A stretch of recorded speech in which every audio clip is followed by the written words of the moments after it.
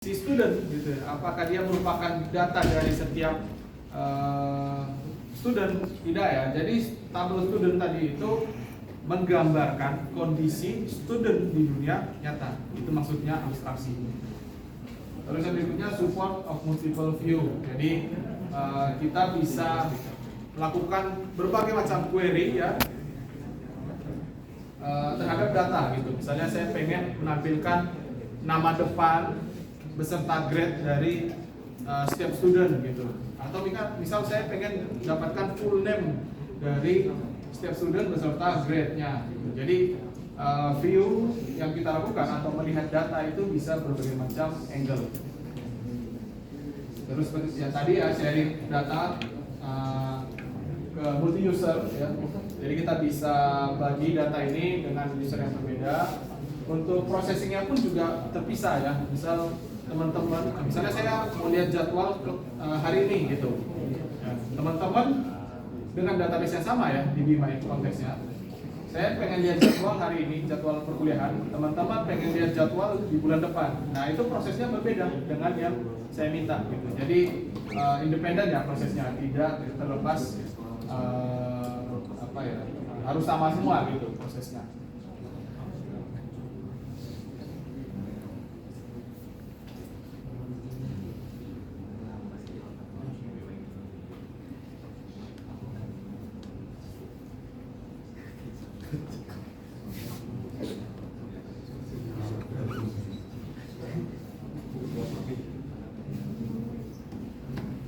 Nah ini peran-peran ya yang ada di dalam database system. Nah ini juga bisa dianggap sebagai karir juga ya, pekerjaan lah gitu ya, pekerjaan yang berhubungan sama database. Yang mungkin sekarang udah mulai banyak sih ya untuk peran-peran yang terlibat di dalam database. Tapi yang paling dasar dari itu ada ini database administrator.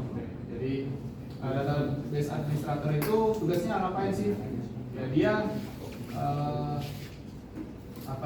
yang mengatur orang-orang yang bisa mengakses database.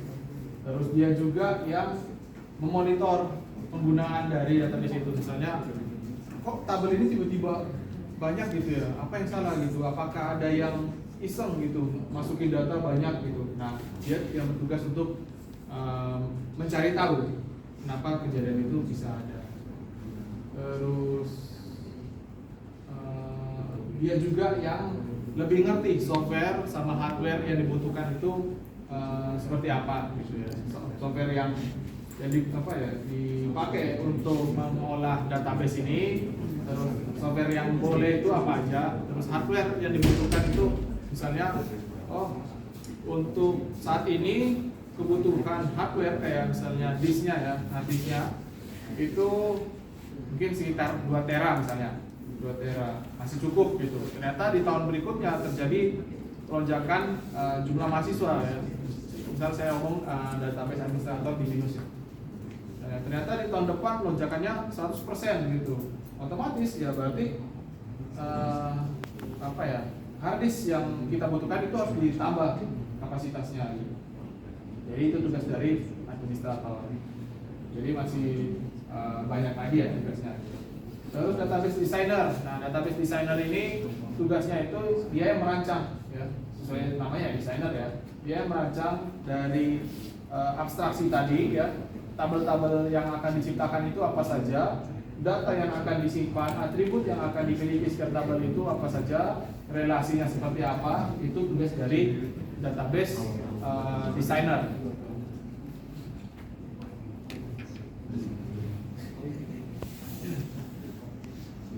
Jadi dia juga yang kalau kita lihat di sini yang berkomunikasi sama user-user, calon-calon user nantinya gitu. Misalnya database designer pengen buat database yang menyimpan data mahasiswa gitu. Ya berarti dia harus berkomunikasi dengan mahasiswa gitu. Dia harus tahu apa saja yang dibutuhkan oleh mahasiswa. Misalnya mahasiswa saya pengen tahu nanti data saya itu bisa berelasi sama data course misalnya. Saya pengen nanti bisa melihat nilai saya gitu. atau saya pengen nanti saya bisa melihat jadwal perkuliahan saya setiap hari gitu. Nah, itu tugas dari database designer, dia akan berkomunikasi kebutuhan dari setiap user itu apa. Nah, mungkin nanti kita lihat teman-teman akan belajar di software engineering ya, atau bahkan di semester 1 pun mungkin sudah dijelaskan ya, requirement engineering ya, teman-teman mengumpulkan kebutuhan-kebutuhan dari calon user.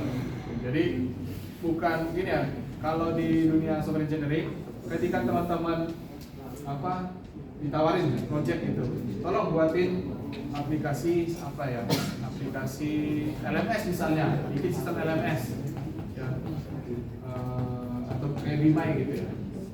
Itu teman-teman tidak serta-merta langsung LMS kayaknya seperti ini gitu. Ada data mahasiswa, nanti mahasiswa bisa lihat jadwalnya, bisa ini. Enggak ya, jadi teman-teman perlu survei dulu, perlu mengumpulkan dulu kebutuhan-kebutuhan dari calon user gitu ya. Entah itu mahasiswa, entah itu dosen, tenaga pendidikan ya, atau mungkin bahkan sampai rektor gitu. Itu juga perlu di interview gitu. Jadi biar jelas nanti sistemnya seperti apa. Nah, begitu juga untuk database.